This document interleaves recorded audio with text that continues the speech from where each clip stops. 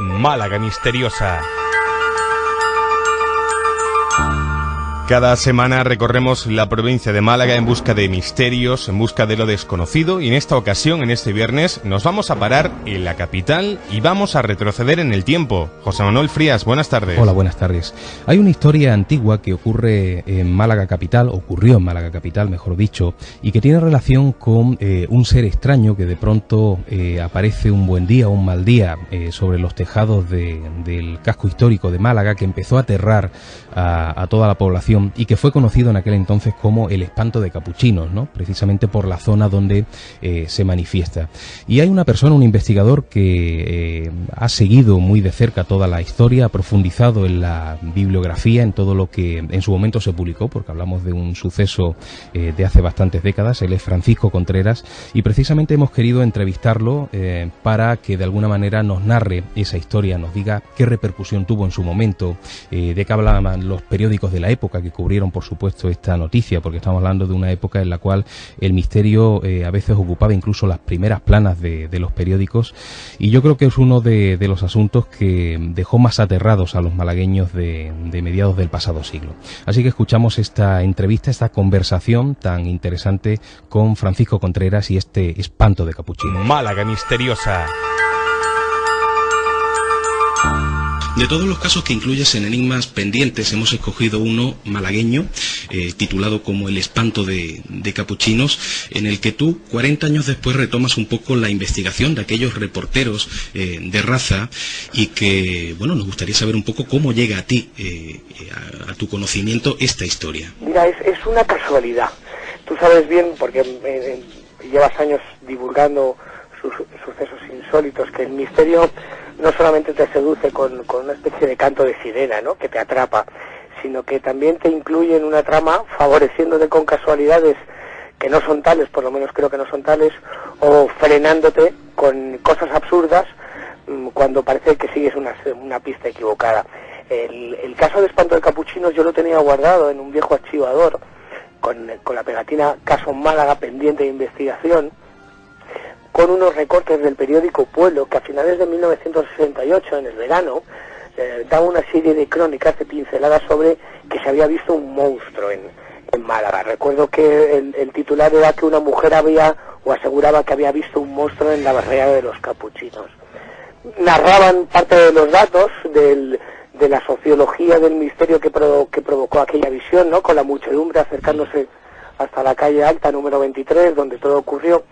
Y la casualidad hizo que cuando estaba realizando Misterios en Hoy por Hoy, en Ser Málaga, y un día acompañado por el buen amigo Francisco Vázquez, director de la página web comentariosdelibro.com, pues me encontré con aquel agente que en el verano de 1968 supuestamente vislumbró lo imposible y lo persiguió por encima de los tejados, ¿no? Para que se hagan una idea todos tus oyentes, Trinidad Gómez, una mujer de unos 40-50 años de edad, se encontraba preparando la comida, que estaba dando los últimos toques a los diferentes platos que iba a servir horas más tarde en la mesa, y en un momento determinado, cuando se iba a girar, vio una especie de mono gigantesco, casi como un ser fantasmal.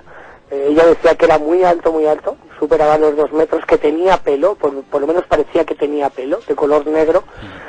Los gritos de aquella mujer alertaron justamente a José Santana Córdoba, policía, que era su vecino, y José atravesó el patio contiguo que tenía, vio a aquel ser, aquel espanto de los capuchinos, como lo llamaban durante semanas, y lo persiguió por los tejados. Una historia verdaderamente alucinante. Incluso fue tal la conmoción de Trinidad, como así me llegó a explicar una de las testigos que aún vive, que se llama Dolores Salazar, que a Trinidad Gómez se la tuvieron que llevar al hospital en estado de shock, un ataque de pánico. Antes he leído, Paco, parte del testimonio de Trinidad Gómez. Tengo aquí otro fragmento muy curioso en el que ella dice: tenía una altura aproximada de 1 metro, con mucho pelo color marrón, de cabeza de tamaño grande, que no guardaba relación con la estatura suya, y unos ojos muy saltones y brillantes.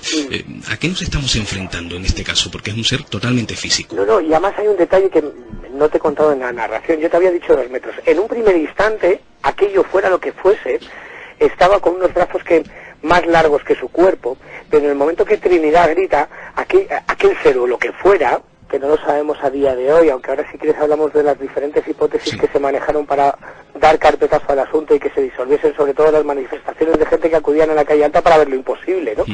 Como ya había ocurrido en otros casos en España. El caso es que cuando ella grita, aquello fuera lo que fuese se levanta, ¿no? Y la estatura lo dobla, hasta tal punto que le da tiempo a saltar esa tapia y trepar de tejado en tejado como si fuera algo portentoso, diría yo, una agilidad nunca visto. ¿Qué es? Mira, yo no sé lo que es, te lo digo de verdad, ¿no? Sí estoy cansado, al igual que tú, de escuchar cómo cientos de personas en diferentes partes, ya no solamente de España, sino del mundo, tienen este tipo de visiones.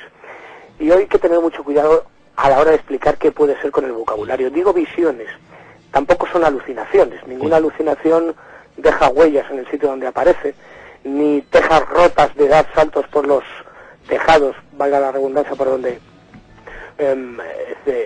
anda o salta o camina o se desplaza. Yo creo que hay veces, y te lo digo sinceramente, y sabes, tú que me conoces bien, sabes que pocas veces suelo decir lo que pienso. Normalmente prefiero que sean los oyentes, espectadores en televisión o lectores en un libro quien saque sus propias conclusiones. Pero hay casos, y el espanto de capuchinos es uno de ellos, en los que no te queda más remedio que pensar que en determinados momentos determinadas personas ven lo imposible, como si tuviesen una ventana hacia otra realidad, y ante ellos se hiciera patente lo imposible. Yo no tengo pruebas para ello. Lo que sí que es cierto es que si miramos la estadística, tanta gente no puede estar teniendo alucinaciones que dejan huellas, ni puede ser todo producto de la sugestión colectiva. Yo estoy absolutamente convencido de que Trinidad Gómez, ya fallecida, como bien decías al principio, vio lo imposible y fue una de las muchas testigos a los cuales lo quimérico, lo milagroso, lo sobrenatural, lo insólito, el misterio con mayúsculas, le marcó el resto de su vida. Tú has dedicado bastante tiempo a bucear en archivos, en periódicos de época, en esa prensa que se asombraba ante situaciones como estas. ¿Has podido encontrar en algún momento referencias de este tipo anteriormente o en otros puntos, como si ese mismo caso se hubiera dado en algún otro lugar, o solamente se centra allí? Si te refieres a Málaga, hay varias ciudades donde se han visto seres parecidos a ese.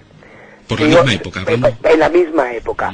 De todas maneras, y tú lo sabes, y al igual que yo, hay que tener cuidado, porque el final de los años 60 y comienzos de los 70 es un boom a nivel ufológico y sobre todo relacionado con la aparición de seres humanoides.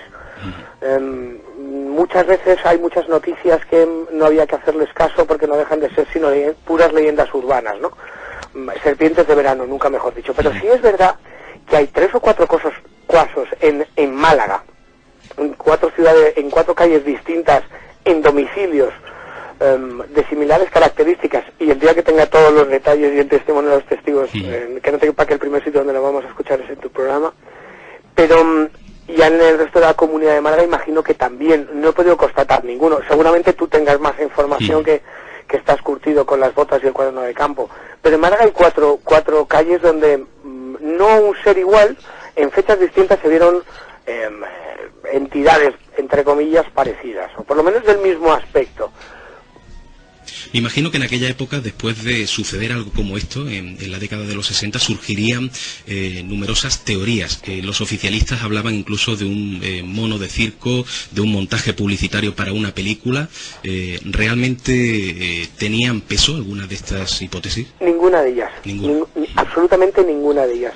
Y te digo más, no se escapó absolutamente ningún mono de ningún circo. Vamos a ver, el gran problema o la gran polémica que surgió al cabo de unos días, cuando la cosa además a nivel social de estamentos políticos se estaba poniendo quizás un poquito fea, era que cientos de personas acudían a la barriada para ver al monstruo, para ver el espanto de capuchinos, ¿no? Desgraciadamente hoy cualquiera de los oyentes que nos esté escuchando y que se acerquen hasta allí, al igual que yo hice con mi buen amigo Francisco Vázquez, pues se va a llevar una decepción, ¿no? Porque solamente quedan 2 casas y están prácticamente derruidos, ¿no? Y no te da la misma sensación de cómo tenía que ser ese barrio en los años 60, ¿no? Popular, vivo, alegre, noble y valiente, ¿no? De gente obrera que lucha por vivir la vida de la mejor forma posible y contenta con lo que hace. La expectación era tal que cientos de personas acudían para ver lo imposible.